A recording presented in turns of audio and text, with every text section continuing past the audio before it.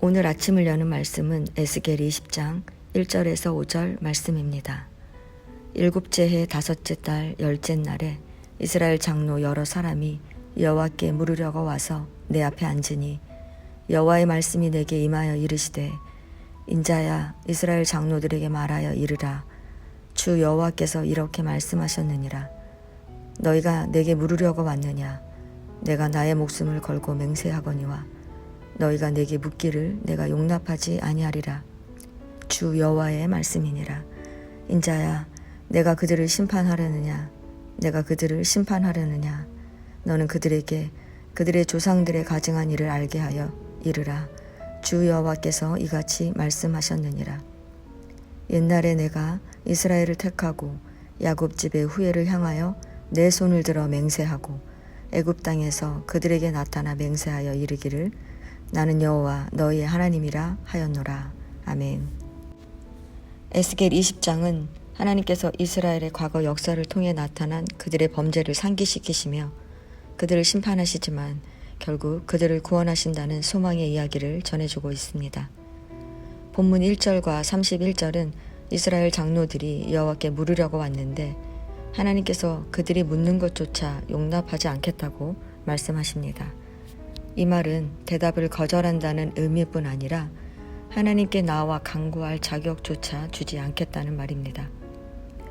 하나님은 왜 그들에게 질문조차 하지 못하게 하시는 것일까요? 왜냐하면 이스라엘 백성들이 타락했기 때문입니다. 그들은 자신들의 잘못된 삶의 태도를 고치고 하나님의 뜻대로 살기 위해 하나님께 나온 것이 아닙니다. 그들은 하나님을 통해 자신들의 미래가 형통할 것이라는 희망적인 메시지를 듣고자 하는 마음으로 나왔습니다.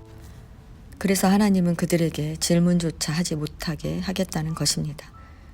그런데 이러한 하나님의 냉정한 답변의 이면에는 이스라엘 백성들이 돌이키기를 간절히 원하시는 하나님의 심경이 담겨 있는 것입니다. 그래서 하나님은 그들이 원하는 답변을 주시지는 않지만 그 대신에 이들이 돌이켜야 한다는 사실을 과거 역사를 지적하시며 말씀하십니다. 먼저 5절에서 9절은 이스라엘 백성이 애굽에 있을 때 하나님께서 친히 나타나셔서 자신이 여호와이심을 계시하시며 그들을 약속의 땅으로 인도하실 것을 맹세하셨습니다. 그리고 이스라엘 백성들에게 애굽의 가증한 우상을 섬기며 그들을 더럽히지 말고 하나님의 구별된 백성으로 살 것을 명령하셨습니다. 이처럼 하나님께서 우상을 섬기는 이스라엘에게 은혜를 베푸셨는데 이스라엘 백성들은 하나님을 반역하고 하나님의 말씀을 듣지 않았으며 애굽의 우상을 떠나지 않았습니다.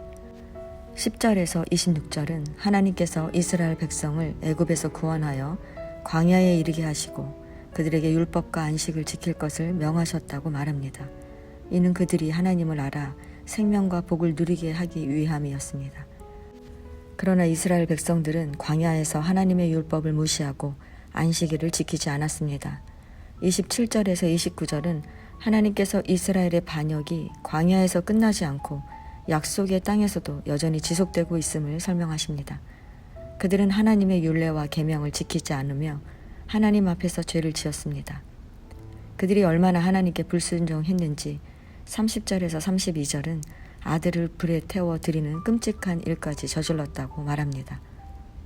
이처럼 이스라엘 백성은 고난의 때나 소망을 향해 달려갈 때 어느 때에도 계속해서 그들의 조상의 죄를 반복하고 있습니다. 그래서 하나님은 광야에서 그 조상들을 심판하신 것 같이 그 후손들을 심판하시겠다고 하십니다. 하나님은 당신의 분노를 쏟아 반드시 이스라엘 백성을 다스리겠다고 하십니다. 그러나 44절에 이스라엘 족속아 내가 너희의 악한 길과 더러운 행위대로 하지 아니하고 내 이름을 위하여 행한 후에야 내가 여호와인지를 너희가 알리라 라고 말씀하십니다.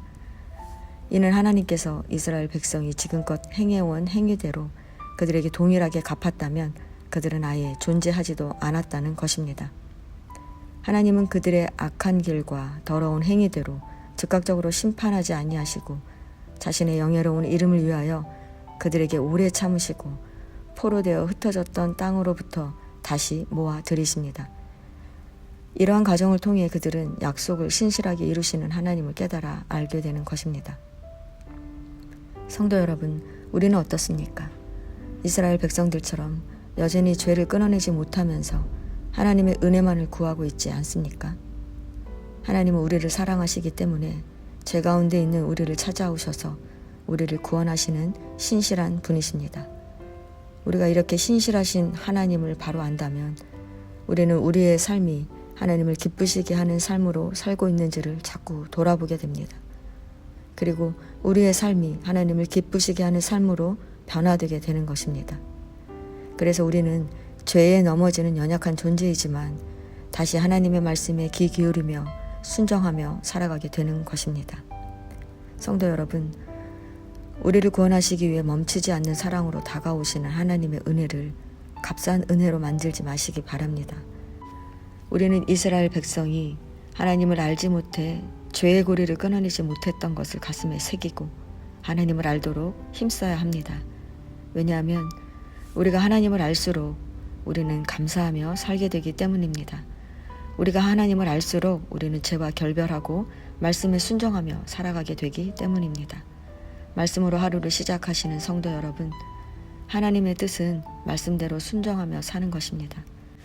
오늘도 우리를 향한 약속을 신실하게 지키시는 하나님을 기억하며 단순한 입술의 고백을 넘어 하나님의 말씀대로 실천하며 살아가는 신앙인 되시기를 바랍니다.